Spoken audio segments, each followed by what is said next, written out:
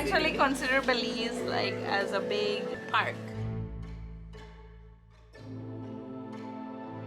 Tourism is a big thing for Belize.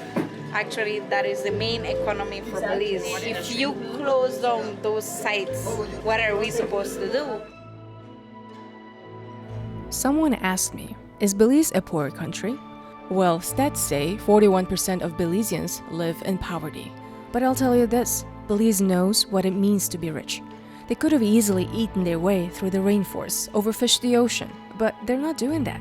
Instead, Belize is the last remaining country in Central America with forests that are largely untouched, endangered species that actually thrive here, and one of the largest living barrier reefs in the world.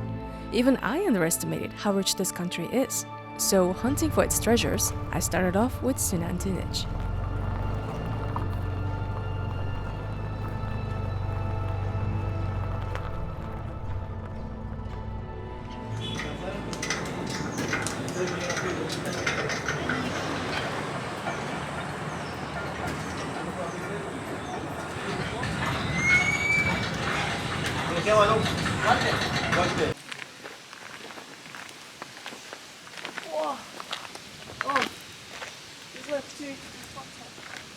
Oh, oh my god. What do I see? Thousands of pictures in my mind become reality right now. Like it needs a soundtrack to boom.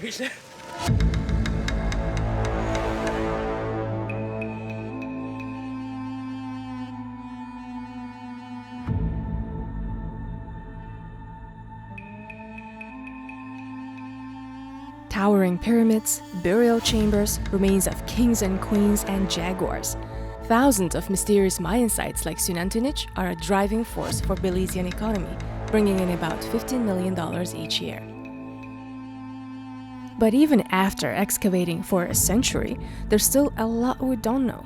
Scientists guess that Xunantunich might have been where the royals had their bloody rituals and sacrifices to gods. But was it also used as a defense? Because when you climb to the top of El Castillo, the main pyramid, you get an encompassing view of the valley, a sign of a strategic location. Was it to see the approaching enemy tribes?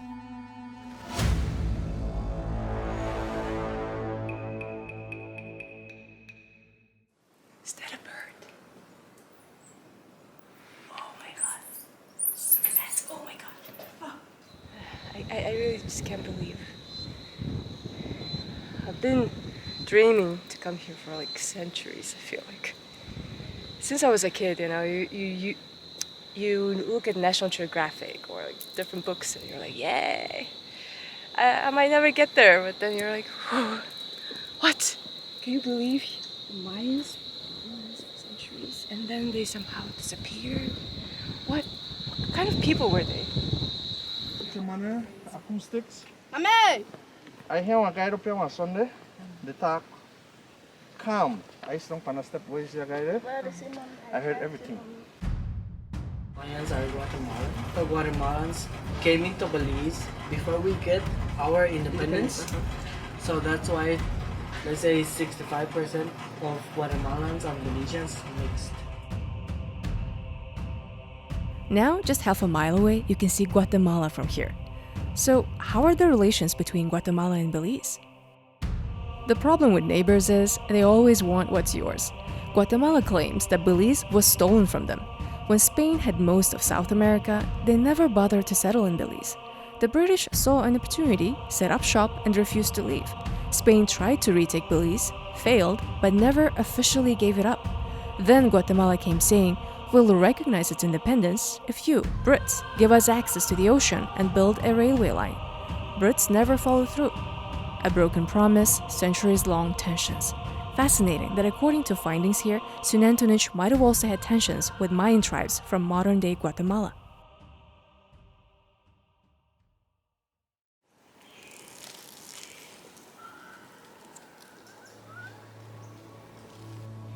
Saw some tiny creatures swinging from the branches.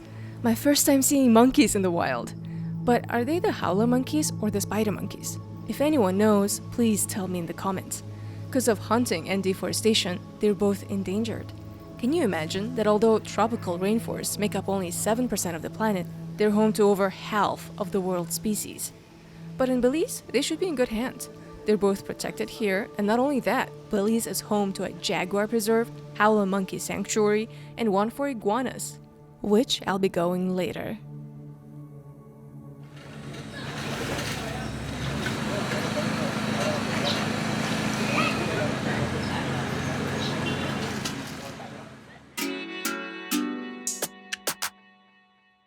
Time to eat. Back to San Ignacio at Guavalim, trying out the coconut shrimp basket. Setting is very American friendly. And there's essential perk.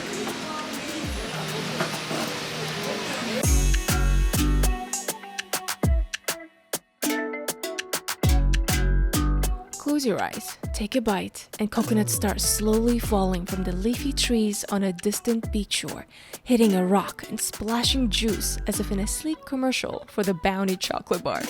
The taste of paradise, as they'd say. And even though we're in a mountain town, at Guavalim, you'll feel like in a poolside cabana with great food at a luxurious Caribbean resort. I've never been, but that's how I picture it.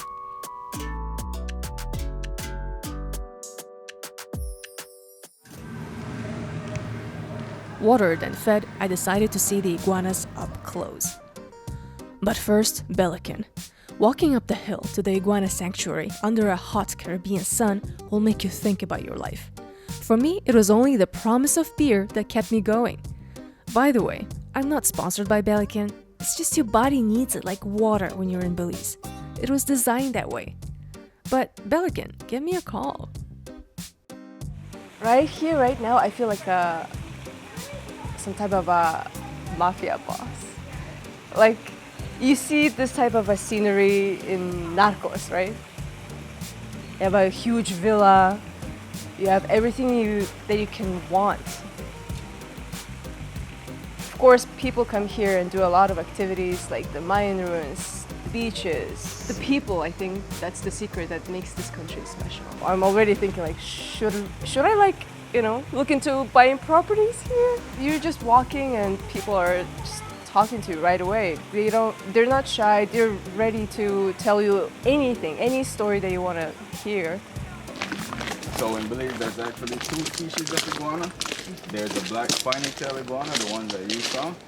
So again, welcome to our Iguana Conservation Project, right?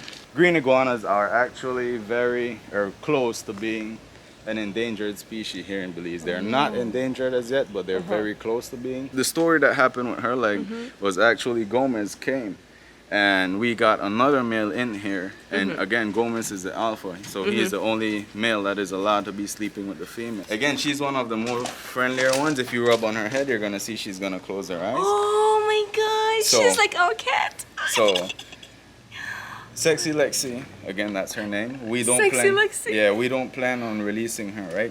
So the deeper they go, the colder the eggs are, the higher chances of it being a female. So the colder the eggs are, makes them female. makes them more female. Well, you know and what they they do say pretty about much females, the same thing, right? They would bury cold-blooded. their eggs.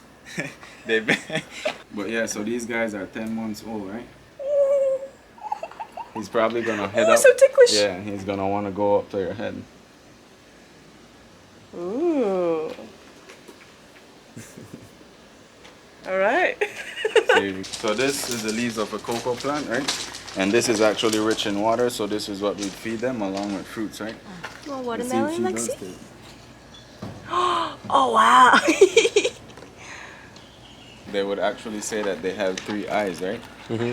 One on the left. Take it easy, girl. Oh. She's like, okay. Oh. Nice. Sweetheart, baby. Wait, you ready?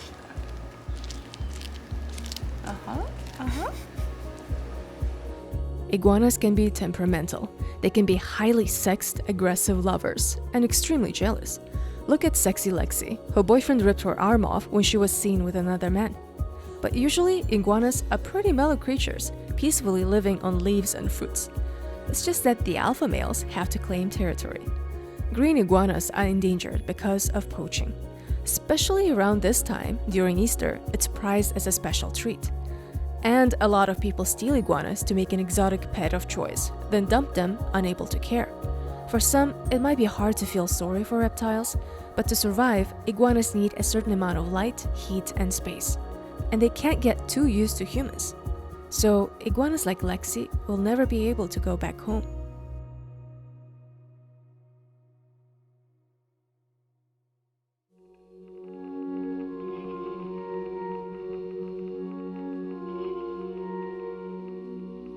Belizeans might struggle to put food on the table, but they go to such lengths to care for its lush jungles, exotic wildlife, and cultural heritage.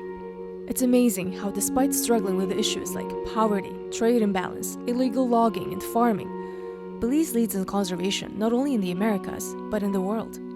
I learned that Belize means resilience, and that Belize is rich indeed. This is one of a series of videos I shot in Belize. If you liked it, subscribe, like, comment, and all that jazz.